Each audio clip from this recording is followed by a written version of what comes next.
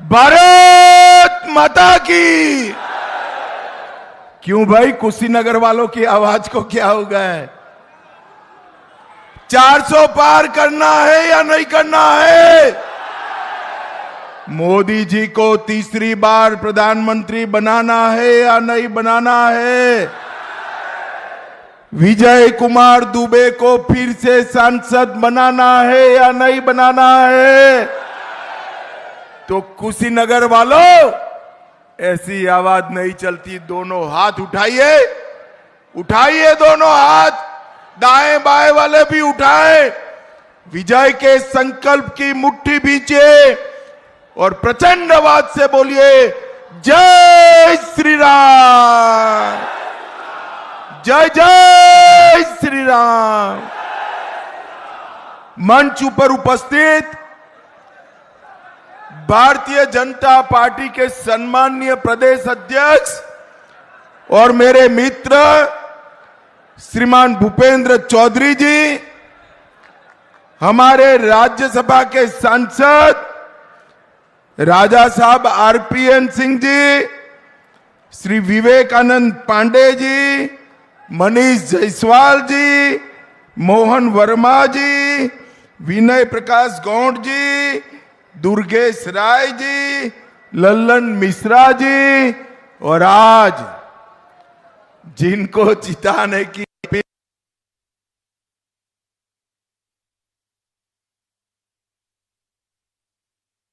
श्री विजय कुमार दुबे के लिए जोर से ताली बजाओ जरा।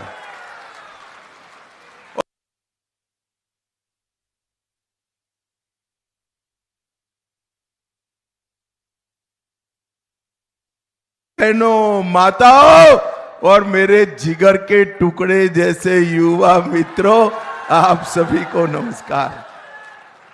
भाइयों बहनों, सबसे पहले मैं कुशीनगर की इस पवित्र भूमि को, जहां पर महात्मा गौतम बुद्ध ने परिनिर्वाण के लिए जिस जगह को चुना, वो कुशीनगर की पवित्र धरती को प्रणाम करता हूं।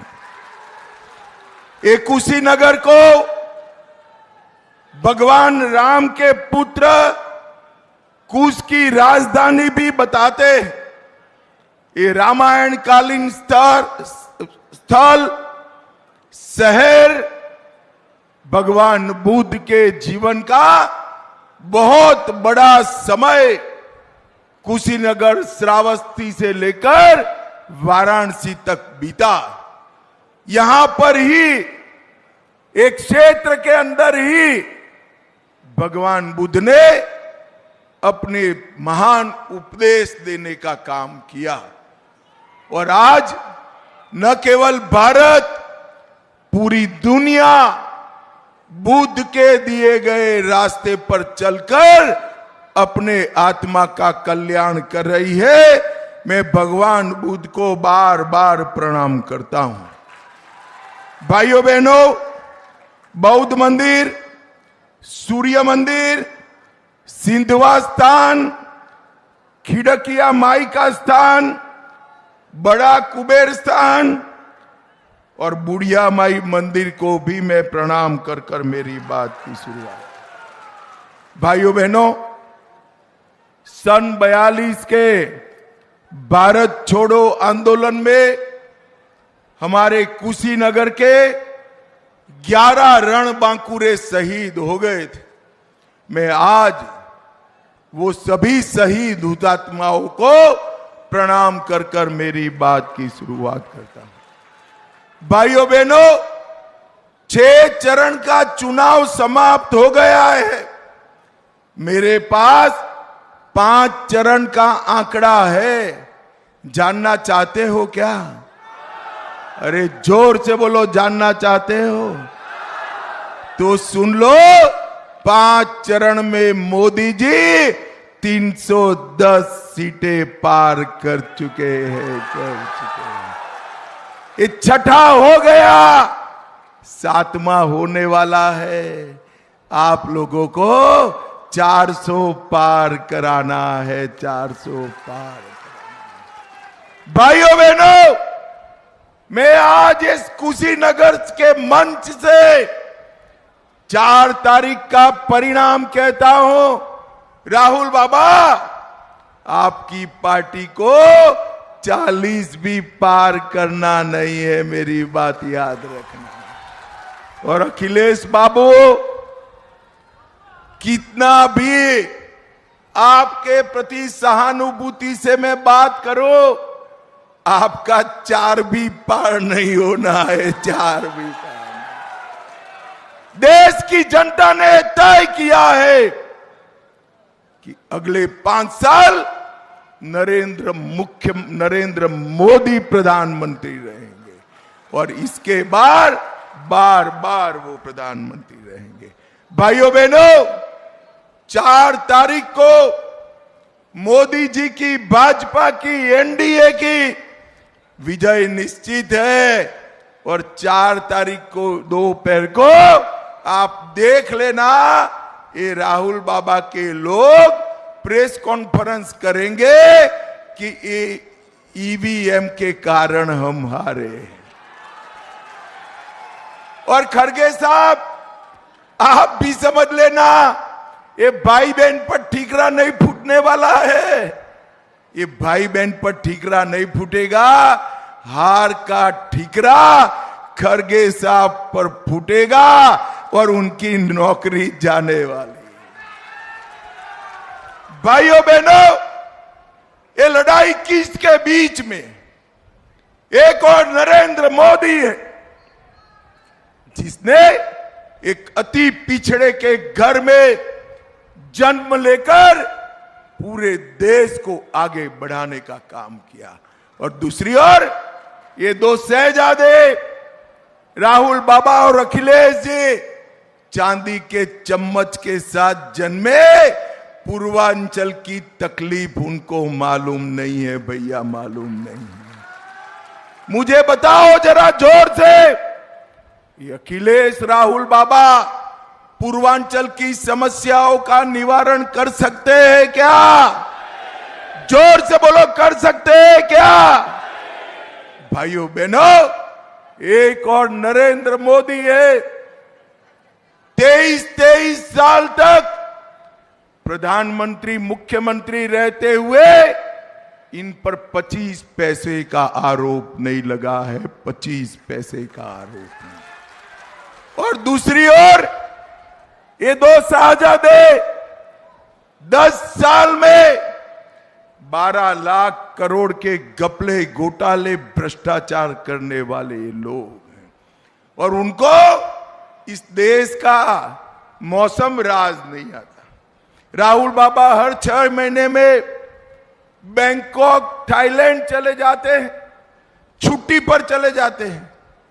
मेरे भाई बहन यहां गमछा लगाकर बैठे। पूर्वांचल की गर्मी उनसे सहन नहीं होती, हर 6 महीने में बैंकॉक, थाईलैंड चले जाते हैं। और दूसरी ओर नरेंद्र मोदी है, 23 साल से एक भी दिन की छुट्टी लिए बगैर दीपावली के दिन भी सेना के जवानों के साथ मिठाई खाने का काम। ये दोनों के बीच में पूर्वांचल की जनता को तय करना है। मैं आज बहन मायावती और अखिलेश को पूछना चाहता हूं, ये हमारा कुशीनगर चीनी का कटोरा के नाम से प्रसिद्ध था। आपके समय में 5-6 चीनी मिलें बंद हो गई। भाइयों बहनों, आज मैं बताता हूं कि हमारी सरकार के समय में 20 बंद की हुई चीनी मिलों को चालू करने का काम योगी आदित्यनाथ जी ने किया है। योगी आदित्यनाथ जी 19 मिलें सपा के समय में बंद हुई, 10 मिलें अखिलेश जी के समय में बंद हुए, और हमने ये बंद मिले तो चालू की, 5 नई मिलें बनाने का काम भारतीय जनता पार्टी ने किया। 38 चीनी मिलों की क्षमता में वृद्धि की और गन्ने की बुआई का क्षेत्रफल 9 लाख हेक्टेयर बढ़ाने का काम किया है। और सबसे बड़ी बात, 1995 से 2017 तक सपा बसपा 23,000 करोड़ का भुगतान किए थे, सिर्फ 23,000 करोड़, और 17 से 24 तक 2,50,000 करोड़ रुपए का भुगतान भारतीय जनता पार्टी की सरकार। मोदी जी ने इथेनॉल पॉलिसी लाए। पहले यूपी में 42 करोड़ लीटर इथेनॉल बनता था, आज 154 करोड़ लीटर इथेनॉल बनता है मित्रों। और 20% ब्लेंडिंग का नियम कर मोदी जी ने पेट्रोल डीजल का इंपोर्ट का बिल तो घटाया ही, मेरे किसानों के घर में ज्यादा रुपया भेजने का काम नरेंद्र मोदी जी ने किया। भाइयों बहनों, ये झूठ के आधार पर जीने वाले लोग, मैं बताता हूं, उन्होंने कहा कि हम मुस्लिम आरक्षण देंगे। कुशीनगर वालों, आज मैं कहकर जाता हूं, गलती से भी उनको जिताया तो पिछड़ा, अति पिछड़ा दलित का आरक्षण छीनकर ये मुसलमानों को देने का काम करेंगे। और मैं डराने नहीं आया। कर्नाटक में उन्होंने ये किया है, हैदराबाद में ये किया है, बंगाल में ये किया था, हाई कोर्ट ने रोक लगा दी। भाइयों बहनों, मुस्लिम आरक्षण संविधान सम्मत नहीं है। अपनी वोट बैंक को जिंदा करने के लिए ये मुस्लिम आरक्षण की बात करते हैं, जिसका सीधा खामियाजा पिछड़ा वर्ग को भुगतना पड़ेगा। मगर आप चिंता मत करो, ना ये जीतने वाले हैं, ना हम ऐसा होने देंगे।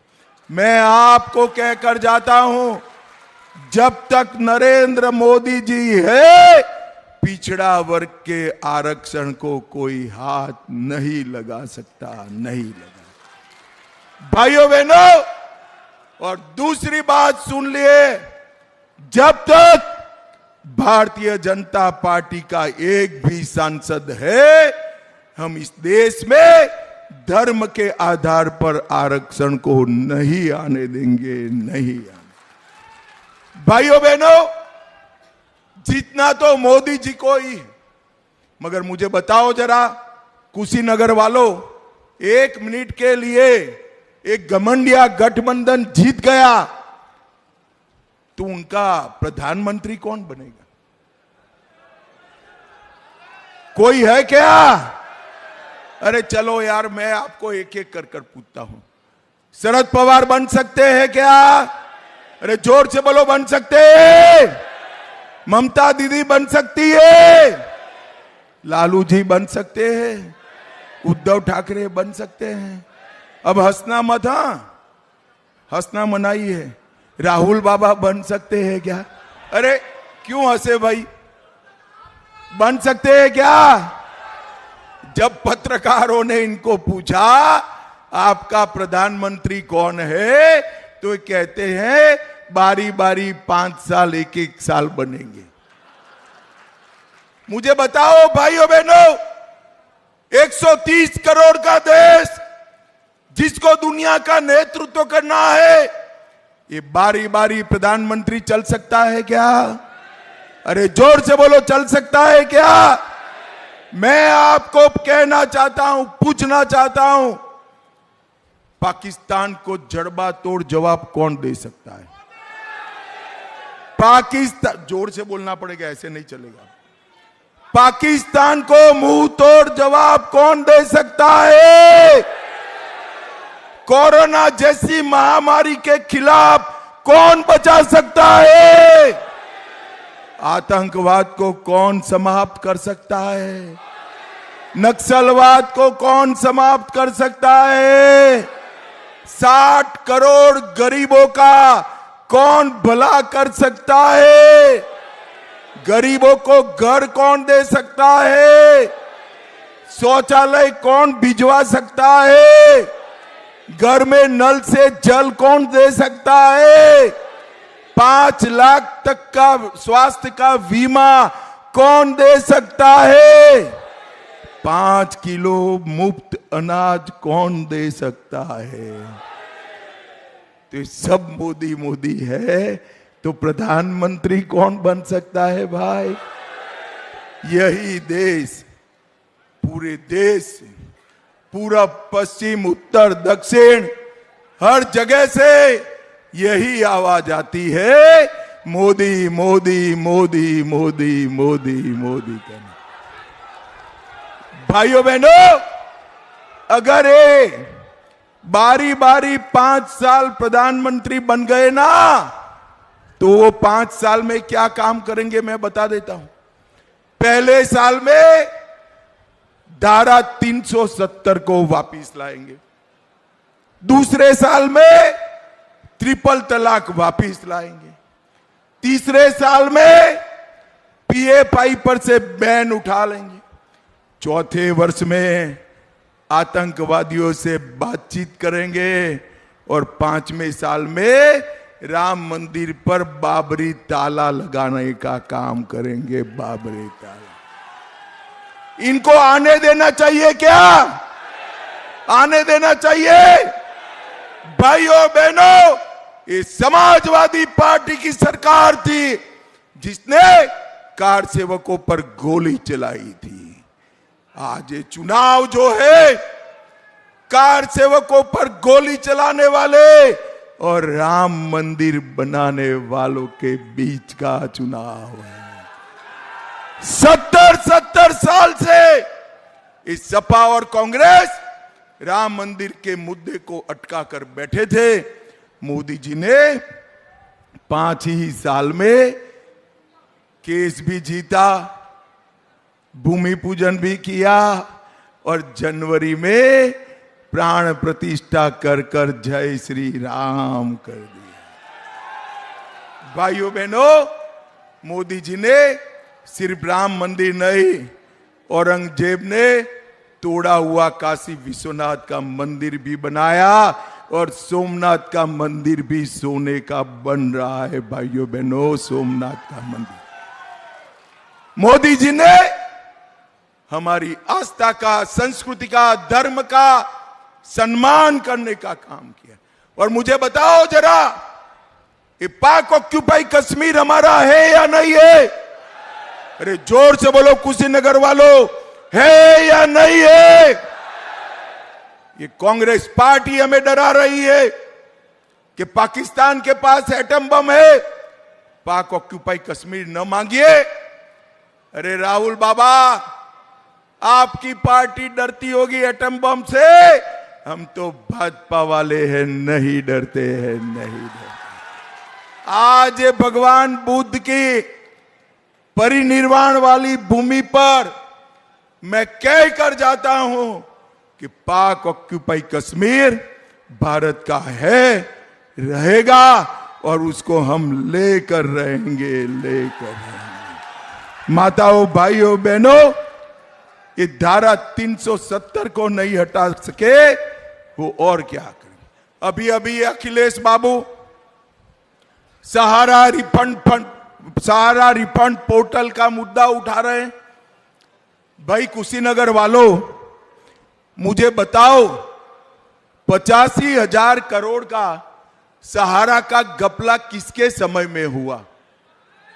जोर से बोलो, किसके समय में हुआ? किसने लोगों को लूटने दिया?